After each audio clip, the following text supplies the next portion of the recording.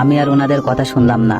ভাবতেই খারাপ লাগছে, যাকে নিজের বোনের চোখে দেখি তাকে নিয়ে মামি কি সব ভাবছে, আর আমাকে কি সব উল্টাপাল্টা মিথ্যা বলে আমার সম্পর্কে নিরূপ ধারণা তৈরি করছে। যাক, এটা নতুন কিছু না, এসব নিয়ে আমাকে না ভাবলেও চলবে।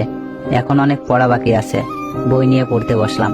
পরের দিন মামি বলল ওনার বোনের মেয়ে আসবে, মেয়েটাকে স্টেশন থেকে নিয়ে আসতে বলল। এই মেয়েটাকে আমার একটুও সহ্য হয় না, সব সময় অহংকার নিয়ে কথা বলে আর কথায় কথায় আমাকে অপমান করে। আজকে বাবা মা বেঁচে নেই বলে এসব সহ্য করতে হয়। স্টেশনে গিয়ে দেখি অহংকারী মেয়েটা বসে আছে। ওর নাম সীমা। আমাকে দেখেই বলল, ওই চাকরের বাচ্চা চাকর, এতক্ষণ পরে আসলি কেন?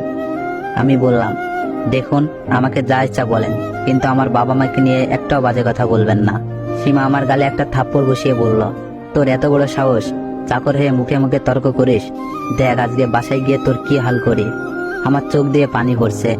আজকে এতিম বলে সবাই আমাকে মারে, বকা দেয়। নিজের বাবা মা থাকলে হয়তো এই দিন দেখতে হতো না। কেন যে সেই দিন বেঁচে গিয়েছিলাম, সেদিন বাবা মার সাথে আমিও কেন মরলাম না? সীমা বলল, ওই ফকিন্নির বাচ্চা, দাঁড়িয়ে না থেকে আমার ব্যাগগুলো নিয়ে আয়। এই মেয়ে যতদিন থাকবে ততদিন আমার উপর অত্যাচার করবে। এতিম বলে সব সহ্য করতে হবে। বাসায় আসার পর সীমা আমার নামে অনেক বাজে কথা বলল মামিকে। রাতে আবার মামি সেগুলো মামাকে বলল।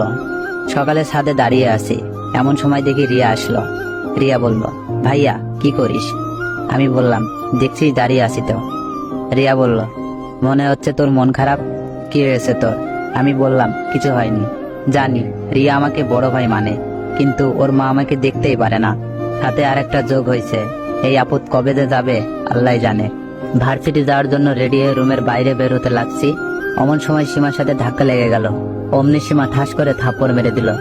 সীমা বলল, শয়তান লুচ্চা কোথাকার, মেয়ে দেখলেই জড়িয়ে ধরতে ইচ্ছা করে তাই না? আজকে খালু আসো, তারপর তো লুচ্চামি বের করব। মামি সীমার কথা শুনে এসে সীমাকে বলল, কি হয়েছে? সীমা নেকা কান্না করে বলল, দেখো খালামণি, এই লুচ্চা অনেক আমার হাত ধরে ওর রুমে টান দিছিল। আমি থাপ্পড় মারছি দেখে ছেড়ে দিছে। মামি এসে ঠাস ঠাস করে আরো কয়েকটা থাপ্পড় মেরে দিল। আমি গাল ধরে বসে পড়লাম।